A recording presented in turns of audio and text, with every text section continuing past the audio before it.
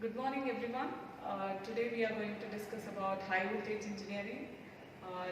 Let us look into the topics which we are going to cover in the entire subject.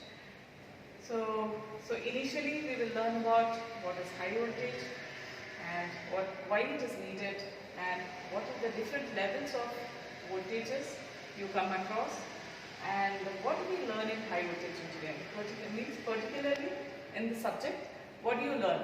So that's what we will discuss in this what we learn in high voltage engineering.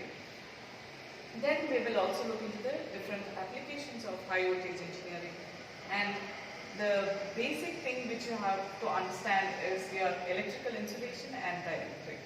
So how is it different and what is in depth about your electrical insulation and dielectric, because in the entire subject you will learn only about your insulation and dielectric. So that is the reason. So this topic also we have included. Right, first let us understand what is high voltage. So let us say your equipment is rated or it is set for, let us say it has 4 volts. Suppose if you are giving 12 volts to that equipment, or the reference voltage would be a 4 volts, and any voltage above that reference voltage would be a high voltage. So any equipment you consider, so the rated voltage would be 4 volts or it can be 10 volts. And if you are applying let's say 15 volts to that equipment, then it is called as high voltage. That is what we have discussed. How do we define your high voltage? Is your any voltage beyond its reference value, we call it as high voltage. If you take an example of it, a device is operated at 4 volts and the voltage applied to it is 12 volts, then this 12 volts we call it as high voltage to that 4 volts device. Okay. So different ranges of high voltage would be 11 kV, 33 kV, 66 kV, 230 kV. So all these are your different voltage ranges of your high voltage. Now, why do we need this high voltage? Okay. So suppose if you consider a power transmission, the generating station and your distribution station. So usually what will happen, a generating station would be somewhere in the interior place, it would be in remote places, whereas distribution station means it would be very far from your generating station. But when you transmit the power from generating station to your distribution station, when you transmit at the voltage which is generated, when you transmit at that particular voltage, there would be a lot of power loss which occurs in between. So in order to prevent that, what we are going to do is we have to increase the voltage level to higher level. So in that case, the voltage which we have sent from the generating station and which we get it at the distribution station, the power loss could be minimized with the help of your high voltage. So that is very much important for your power transmission. So that is what we say, primary reason that power is transmitted at high voltage is to increase the efficiency. So generated power would reach the distributed station, so that is where we can match the efficiency. Okay. So as the electricity is transmitted over long distances, there are inherent energy losses. So that can be avoided with the help of your high voltage. Then high voltage transmission, as I said before, it minimizes the amount of power loss as you transmit from generating station to your distribution station. So these are the different voltage ranges which we can classify in high voltages. One is below 11 kV, we call it as low voltage, and 11 to 100 kV we call it as high voltage, and about 100 to 400 kV voltages range we call it as very high voltage. Then 400 to 800 kV we call it as extra high voltage. Then 800 kV and above we call it as ultra high voltage. Okay.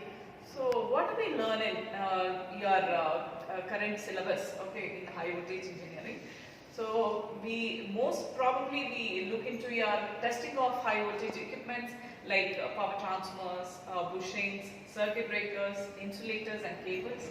And you also do some tests, you will also look into how do you do this high voltage test, and at the different operating voltages, and you will also learn about generation of this high voltage, and how do you measure this high voltage, and how do you control your different types of high voltages.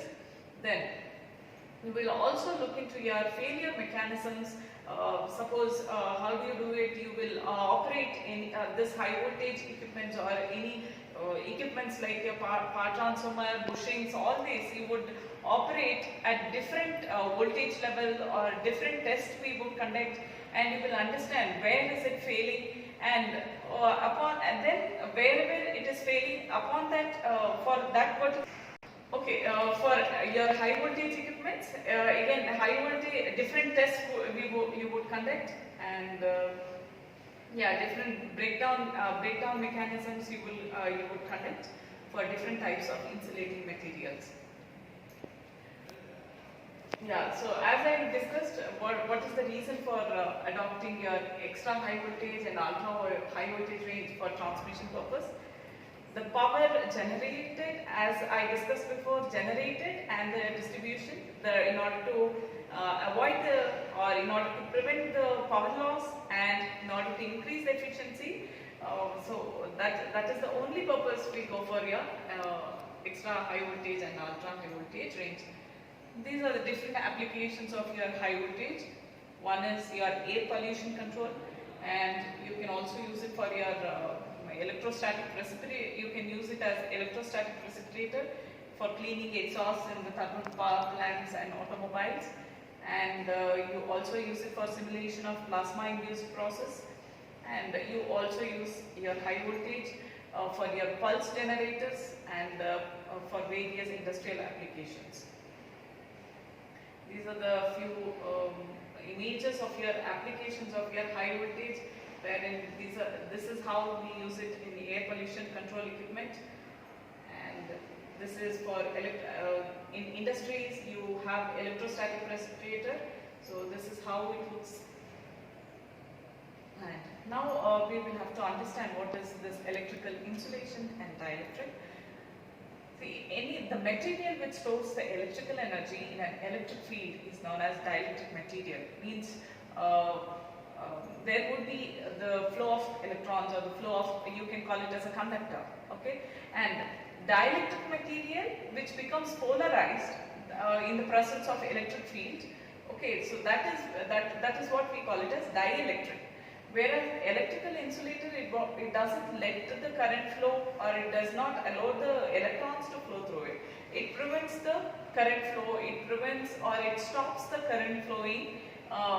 That's what we call it as electrical insulation. So as we have written here, the material which blocks the flow of electron is known as insulators, and the insulators which do not get polarized in the presence of electric field, that we call it as electrical insulators. Thank you.